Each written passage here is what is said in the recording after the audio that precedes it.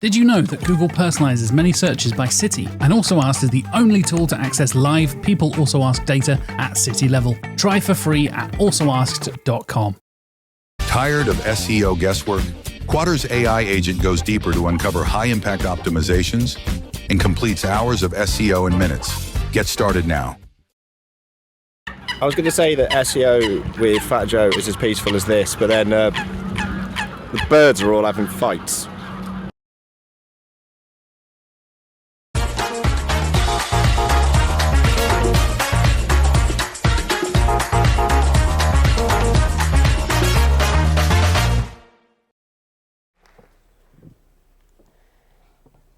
I want to ask you a question.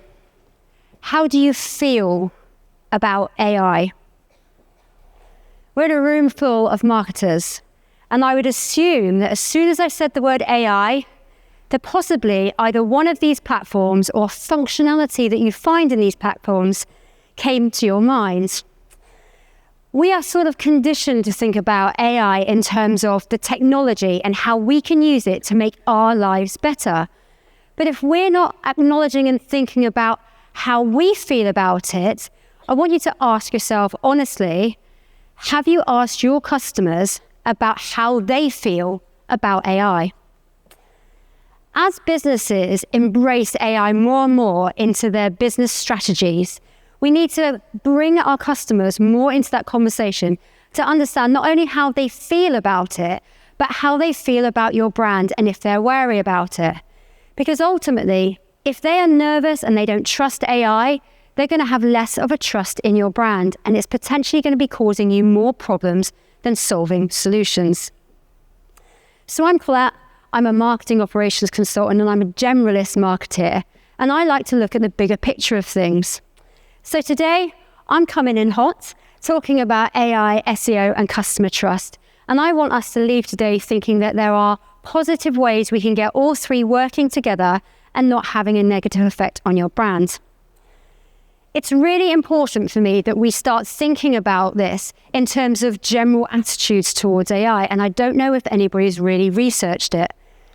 So I have, but I was a bit lazy to start off with, so I started close to home. This is my 74-year-old mother, mamas, BrightonSEO, mamas. So when I started talking to her about AI, she had loads of opinions, and it made me realize, as marketers, we don't tend to think of the 65 plus age group as almost relevant, but they actually make up 19% of all UK consumers. So having a conversation with her, she came up with a few things, but the main thing was this guy. Mama's thought about robots. I laughed, and then I thought, hang on. Is she more switched on than I'm giving her credit for? But in reality, she's actually incredibly nervous about something she hears a lot about, but doesn't really know enough about herself. So I thought, let's ask another family member. This is my 50-year-old brother, Mark, BrightonSEO, Mark. He is incredibly skeptical about AI too, but full debriefing here, I only showed him how to use ChatGPT last week. And the reason he is skeptical about it is because he is a solicitor, and he sees that people have more complex problems than quick searches are going to be able to provide for him. He's really worried, and he has seen people have misinformation and they're misled. So I wanted to look into a bit more of data and stats for you. And the UK government do a report every year about public opinion about data, and the last time it was published was December last year. It will come as no surprise to you that the 18 to 34 age group were the ones who were most switched on about AI, with 79% of them being able to accurately describe what AI is, and that's an increase of 30% year on year. This report also looks about how AI is going to have an impact on society and what people think about it, and to be honest, it's quite a mixed bag. Lots of people remember positive headlines about AI in terms of helping healthcare and crime prevention, but at the same time, they remember a lot of the negative headlines about it. We're talking about data breaches, misinformation, and of course, fake news. And the third thing I want to bring out from that report to you is that they pulled everybody's descriptions together into a word cloud and pulled it together, and it's here. Words like worried, scary, unsure, they're all key ones. And look, there's Mama's robot. She's right there as well. So why is the conversation around mistrust in AI such a big deal? Well, it's not just about the technology itself. It's how people feel about it and whether they're feeling a certain way about it if your brand is embracing it. And this is an even bigger challenge because, as we've seen, trust in brands is on a steady 3-year decline. People are no longer trusting in brands as much as they used to. And this is because of these 3 reasons. They're getting poor customer experiences. This might be where personalization is great or goes wrong. This might be online purchasing experiences, and this could be customer service. A lack of human contact. 73% of people said they would prefer human interaction than AI automation. It's a big stat, but just think about trying to change anything in terms of your utility bills, and you can understand why. And the third is a lack of authority. 52% of people will say they would trust in your brand less if they read a piece of content and felt like it was AI written. So all of these, it's not just that trust in your brand is lower, but customers' expectation in your brands are getting higher. It's not just that 65% of customers expect companies to adapt to their changing needs. They're expecting you to be where they are as well. And this is obviously in terms of search as well. There's some data to support it. 4 in 10 adults use ChatGPT once a month. Well, look at this room. I mean, that feels like an incredibly low stat to probably all of us. But let's not forget that this is all UK adults over 18 in every industry and every walk of life. That is quite a high stat, and that has up been 10% in less than a year. And Gartner also see the same sort of trends. They predict that by 2026, 25% of your organic searches will start on an AI chatbot. And the most frightening statistic up there is that by 2028, that will go to 50%. Imagine losing 50% of your organic search traffic in just under 3 years. That is an incredible change in behavior. This all tells us that customers are not trusting in AI, and therefore they might not be trusting in your brand. But it is changing behavior, and that our SEO strategies need to evolve, and they need to evolve pretty quickly. We have to do something about it, and I firmly believe there are 3 things that we can do. And they're not revolutionary, they're probably pretty old school, but I still believe they're the things that we potentially forget as we're blinded by new technology. We need to be where your customers are. We need to test, learn, and refine, and we mustn't neglect the human. So let's go into those a little bit more. You need to be where your customers are. It's bloody obvious, right?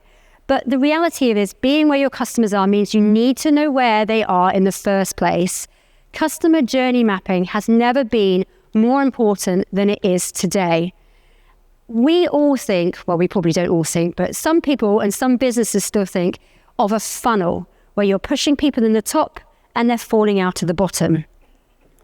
We need to be thinking about customer journey in a different way. You need to be thinking of customer journey as a loop, continually going round, where people can discover and convert, or they can discover and engage and not do anything, or they might not even convert, but they discover you and they're an advocate for your brand. They can go all the way around. So as SEOs, what you need to do is you need to do 2 things.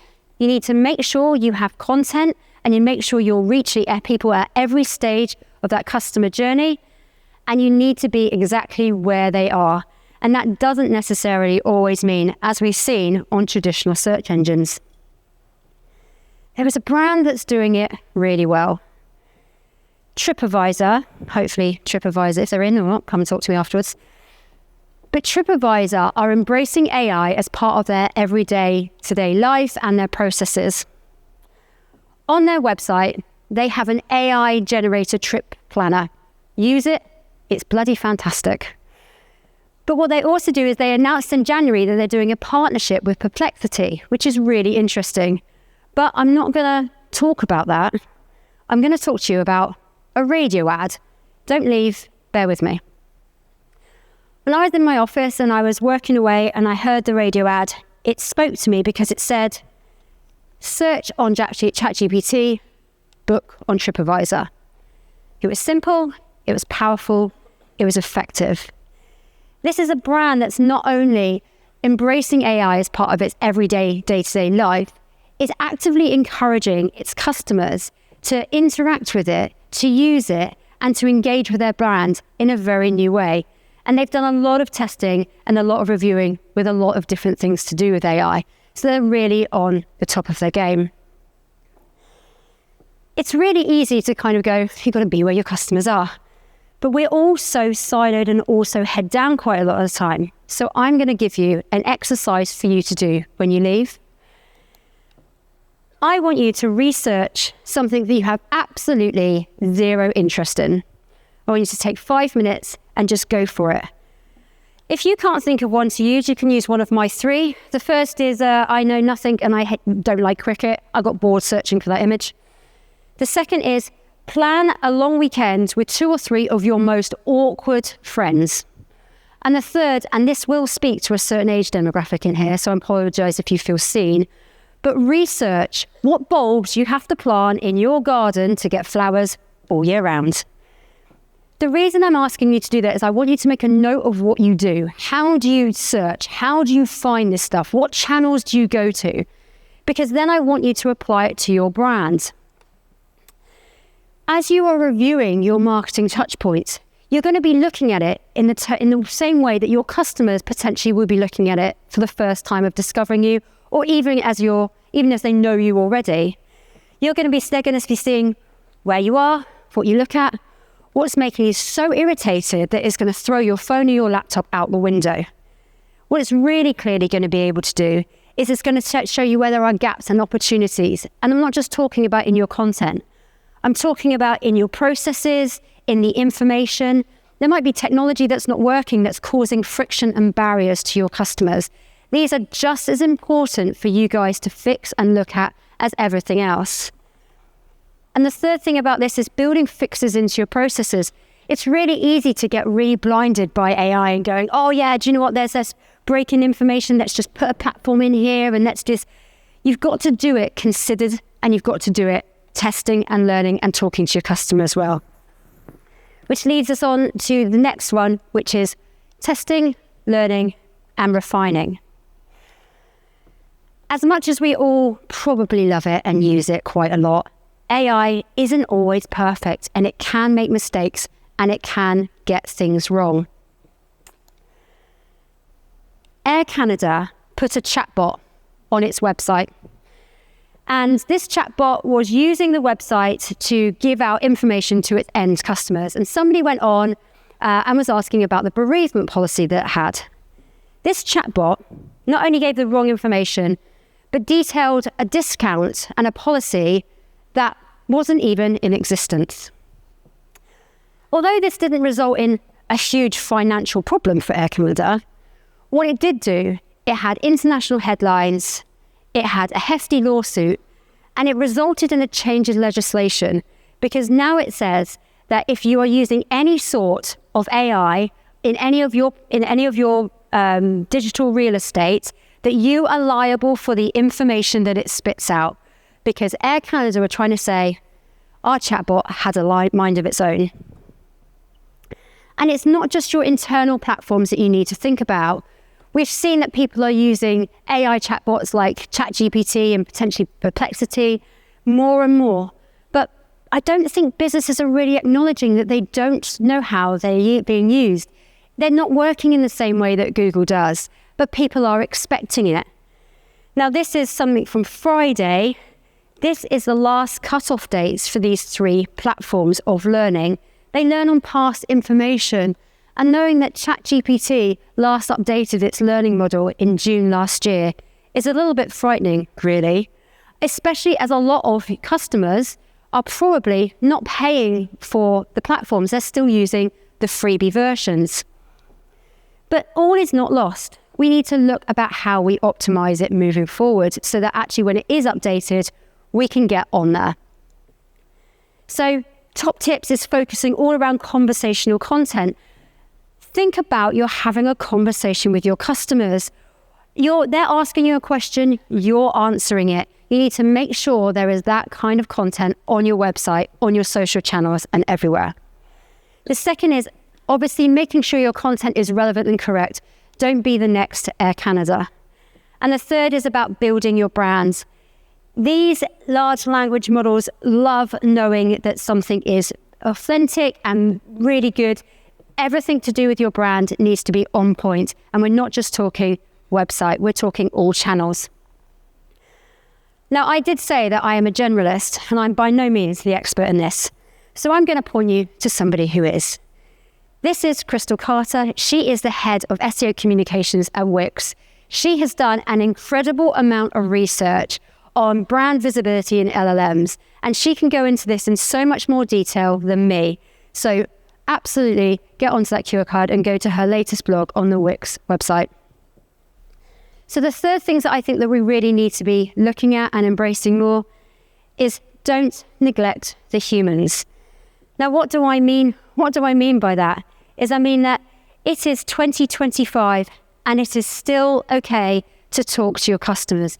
They want to talk to you, they want to give you information, and they want to be part of your brand.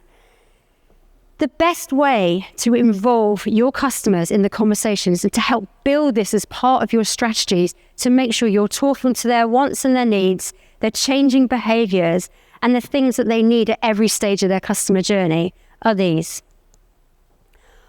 I would suggest regular check-ins with customer service. It sounds very boring, but they are talking to people all the time. They will also see where if, for example, there is a chatbot on site and it's going to a real human, where there is a break in that process. Customer feedback loops. I don't understand why brands are so scared of doing surveys. They're so important. I think it might be because you have to do something when you get the information back. But they will tell you if they like something, they don't. Your customers will like something, they don't like something, they think something's broken, they think something is amazing. They will tell you. You need to take that and use that. That is the kind of valuable stuff that you're not necessarily always going to get from something that is automated. And the third is just don't churn content. We are living in an age where there is a platform that is saying, I will publish optimized content while you sleep. Don't do that. No, don't do that. Because if you're doing that, you're going to be posting fairly bland, fairly boring, fairly non-personalized content out there just because it makes life easier for you. There is a reason why brands like Monzo and Currys are doing so amazingly well at the moment.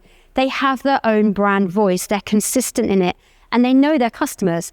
Now, I'm not saying that we all should be those brands because their tone of voice is not for everybody, but they're really leaning into it, and every part of their customer journey is talking to that. So I want to kind of just recap on kind of what we've gone through. So the first is around AI is here, but trust isn't automatic. People are skeptical of AI, and in turn, they're going to be skeptical of your brand if you are really investing heavily in it. We need to address it, we need to acknowledge it, and we need to bring customers on the journey so that you don't lose credibility and loyalty. The second is that SEO evolving, and so should we. Probably shouldn't be search engine optimization anymore, probably should just be search optimization. We've noted today that we've talked about LLMs because that's where the data took us. But there are other places, if people are searching for it, that's what we need to be optimizing for. Look at TikTok, look at YouTube. They're still brilliant, massive channels to search for. And the third thing is that human touch still matters. Behave. So it's all about the husband. No, it's all about the customer. At the heart of this is your customer. AI is there to enhance human connection and not replace it. And it's the brands that go hand in hand with those together means that they're all going to work together beautifully. So is AI having a negative effect on your SEO and your customer trust? In true SEO style, I am going to say it depends. Because if you're just using AI to make your life easier, to make your processes easier, just to put a platform in place, then yeah, it probably is. Because you're probably not thinking about the customer. But if you're putting them first and trying to make this a much better experience for them, then I say that you're probably onto a bit of a winner. I'm just going to leave you with this thought. I believe that you should be using AI as your supporting character and not the leading lady in your brand's movie. And never forget that your customer is a real person and more than just a data point. Thanks so much. Demand sphere. Limitless visual insights from the SERPs. Unlimited dashboards and users. Easy to use and easy to scale your growth to new levels. Monthly reporting making you want to shove sharp things up your nose? Try Dragon Metrics, the all-in-one SEO software with mind-blowing reporting tools.